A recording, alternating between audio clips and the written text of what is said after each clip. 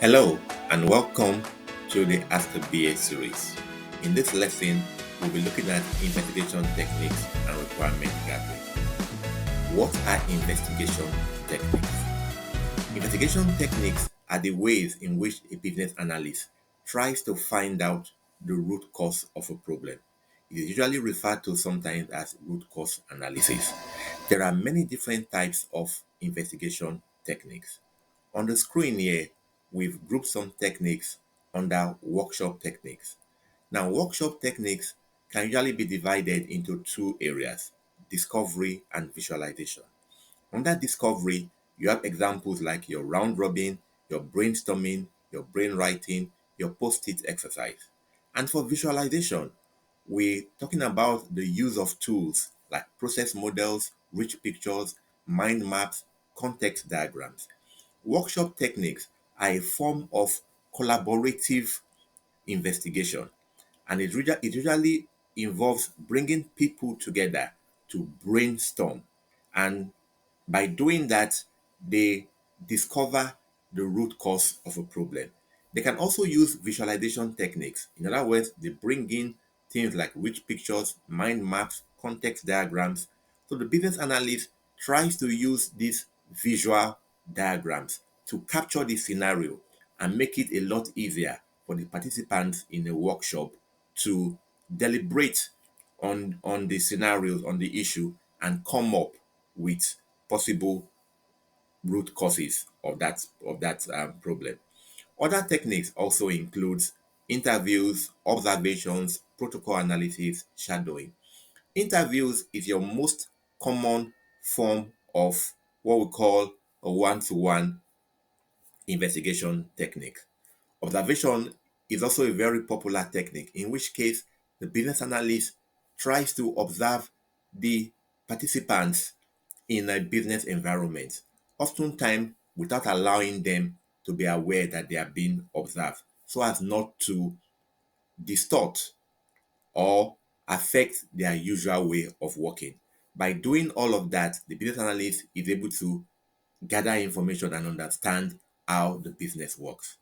Now, why are investigation techniques very important? They are very important because they are the bedrock of the business analysis requirement gathering exercise. On our next slide, we have what we call a requirement engineering framework. Now, this requirement engineering framework shows you the process of, business analysts gathering their requirements. It starts with the requirement elicitation.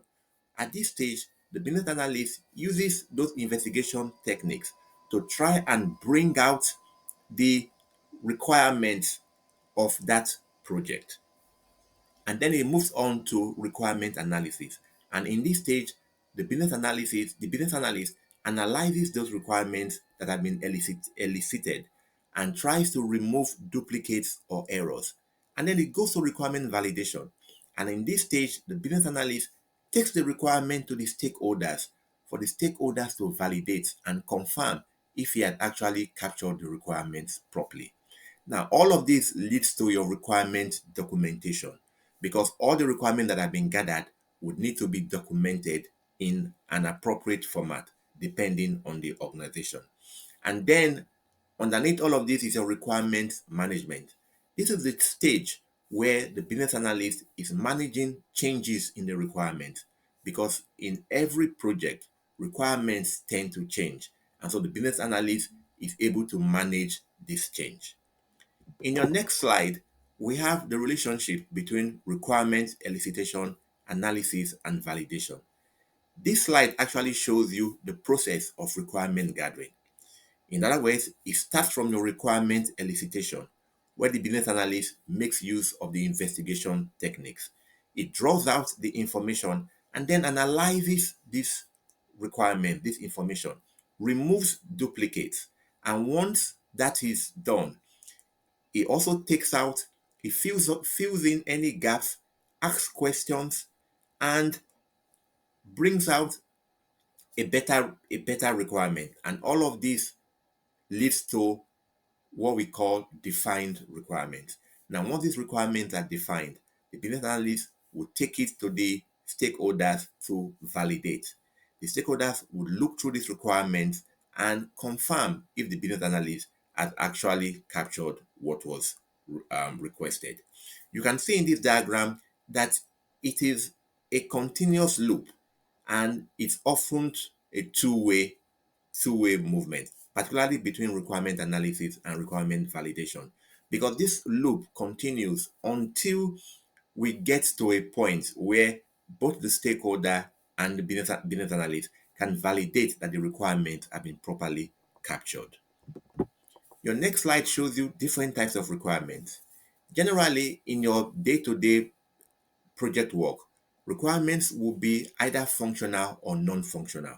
And for functional, you have things like data entry, data maintenance, your crude functions. So by crude, I mean create, update, delete, and read. Your crude forms part of your functional requirements.